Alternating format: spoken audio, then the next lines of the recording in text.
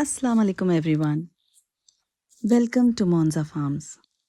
This video has been sitting with me for a while.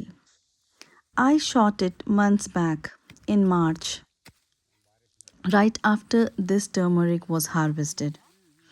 And I'm only posting it now, not because I forgot it or because it wasn't worth sharing. It's because life on this farm doesn't always move at the pace I want it to. And honestly, neither does life at home. If you have been with me for a while, you know this channel isn't about just crops and soil. It's about everything that comes with running a farm. The good, the hard, and the very human parts in between. So today, I want to take you back to this harvest and also be honest with you about why it took me so long to bring it to you. I had sown four different varieties of turmeric and three different varieties of ginger on the farm. The Lakadang turmeric, the black turmeric, the Kasturi manjal and Desi turmeric, and mango ginger, the Desi ginger and other few varieties of ginger. But almost as soon as I sowed them, I ran into the biggest challenge I think any progressive farmer faces: managing the workers. In the beginning, I was new to this and I was trusting. I gave instructions and believed they followed. But they act as the experts. Turmeric had never been grown in this village before. Not turmeric, not onion, garlic, sweet potatoes, ginger, or any tubers. Nobody here had handled these crops, and that inexperience showed again and again in how the tubers were managed. It taught me hard. I can't assume care and correctness just because I have explained something clearly. I have to see it for myself. And here's the part I don't always talk about on camera. Managing all of this as a woman, as a wife, as someone trying to hold a household and a farm together at the same time, it's not easy. Some days I'm out here before sunrise checking on crops, and by evening I'm back home, switching into an entirely different role. There were stretches where I felt slower, quieter, a little worn down. Posting regularly became hard, not because I stopped caring about this farm or this channel, but because there's so much of me to go around some weeks. I know a lot of you watching, especially the women, understand exactly what I mean. Balancing the work you love with everything else life asks of you is its own kind of labor, and it deserves to be spoken about honestly, not hidden behind a perfectly cut video. Now, coming back to turmeric. Of the all varieties I sowed, this was the only one that survived. Once I realized we were losing tubers, I started watching over these bulbs myself closely almost daily, and somehow they made it through.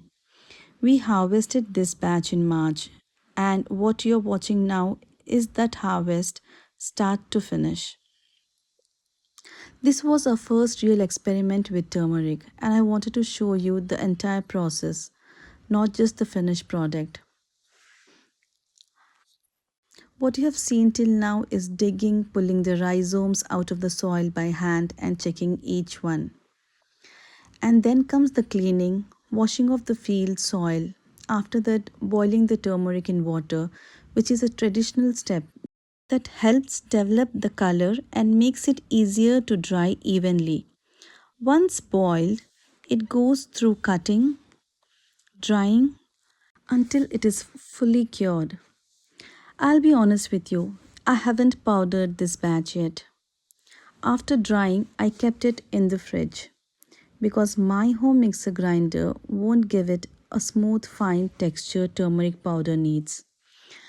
I'm planning to take it to the mill along with some chilies I already have stored at home. The same chilies I bought it from my farm. These are the bulbs what I saved from the harvest last time and I have sowed this year already. By the time you're seeing this video, I have already sown the turmeric bulbs. I'll post that in the next video. I have also ordered few more Desi variety from a trusted seed keeper and I'll walk you through the Bijamrutam treatment. While we are washing, cleaning, boiling, cutting and drying this turmeric, I want to talk about why I chose to grow a Desi variety in the first place instead of a hybrid. Hybrid turmeric are bred mainly for yield and uniform size. They are what most commercial farms grow because they produce more, faster, and look consistent for the market. Desi varieties, on the other hand, are the traditional indigenous strains that have been grown in India and Indian soil for generations, long before hybrid seed came into the picture. They are smaller, less uniform, and they don't yield as heavily. But what they carry inside is completely different. Desi turmeric generally has a much higher curcumin content. Curcumin is the active compound responsible for turmeric's medicinal and anti inflammatory properties. Varieties like Lakadang are known specifically for this. Some of the highest curcumin levels of any turmeric grown in country. Hybrid varieties are bred to look good and yield well, not necessary to be potent. So when you're growing turmeric for health, for real medicinal value, Desi is where that value actually lives. But that value comes at a cost, and this harvest is proof of that. Desi varieties are far more sensitive. They need specific soil conditions, they are slower to establish, and they don't forgive neglect the way hybrid varieties do. There's also very little support around them. No easy access to good desi seed, a very few local farmers who have grown them before, and almost no local knowledge to fall back on when something goes wrong. That that's exactly what happened here. Nobody in this village had ever grown turmeric, desi or otherwise, so there was no local expertise to learn on, and the workers had no prior experience managing tubers like this. Add to that inconsistent care at the early stages, and it's easy to lose the crop entirely, which is exactly what happened to the different varieties I sowed. Naturally grown turmeric also tends to have a stronger aroma and a deeper, richer color when boiled. You have seen that color when we boiled this batch. That's not just visual, it's often a sign of all the natural oils and curcumin content within the rhizome. Hybrid chemically farmed turmeric can look bigger and more polished, but it rarely carries the same depth. So, this video is really two things: the story of a first turmeric harvest and a small window into what goes behind the scenes into the farm here, the workers' trouble. Thank you for being patient with me through the quieter stretches. I'm back, the new season is underway, and there's a lot more to show you. I'll try to stay consistent in posting the videos and giving you the latest updates from the farm. Until the next video, take care.